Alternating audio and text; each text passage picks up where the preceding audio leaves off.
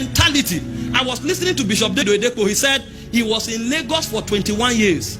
He didn't know the road to the market. He said he only knows the road to two places, to the church and to the airport, because it's about his business. The things that are not important, he looks for people who can do that, whom their level, their purpose for life is at that level. He pays them to do it so that they can maximize time. Because your greatest asset is actually time. And if you are not passionate, you will waste time. They asked Chinua Achebe, if you were given the opportunity again, what will you demand for? He said he would demand for his lifetime. Because if he knew what he knows at that age, he would have achieved much more. And you see people wasting their energy going nowhere because there's no focus. Passion cannot be serviced. Somebody wakes up in the morning, the first thing he greets is his phone, and he's there looking at pictures till 12. His headache that will stop him from that phone. And he stands up, he eats food, he comes back. By the time he's looking at the time again, it's 4 p.m. The day is finished, and his heart is not troubled. He has not learned anything. He has not serviced his passion, and he's hoping that God will exalt him. He's hoping that he will become significant in his generation. It is not possible. Even if we pour a drum of oil on your head, you will go nowhere.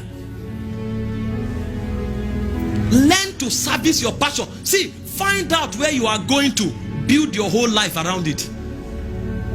And you will see how impactful your life will become. That's why focus is important. Focus is the way to service passion.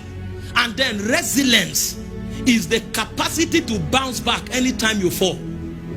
If you don't have enough energy in your spirit, when you fall, you will remain down. The Bible said if you faint in the day of trouble, it's not because Satan is strong. It's not because your God does not care. He said it's because your strength is little. So the reason we build passion is against the day of adversity. In case I fall, there should be residual energy to bounce back. The Bible said if a righteous man falls 7 times, it says 7 times he will rise again. That means there should be energy reserve in your spirit for you to be able to bounce back. But many are not building energy because they don't know that it's a necessary ingredient for a man who is on a mission.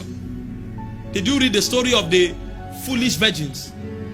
At the crucial time, that was when they ran out of oil, and they came to their fellows. They thought it was a cheap thing to access.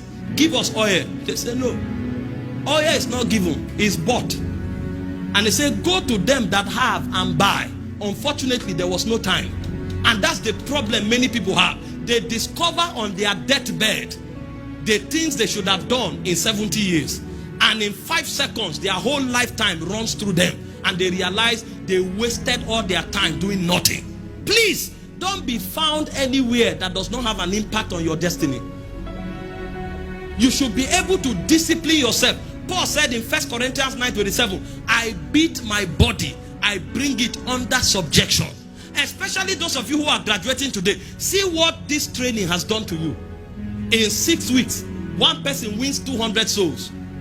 Now divide your age into 6 weeks and see how many 6 weeks you have lived for.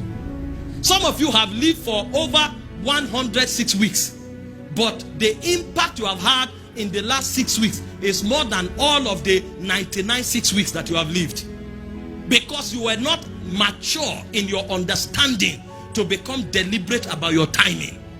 One thing you must do if you are sent is to know how to sustain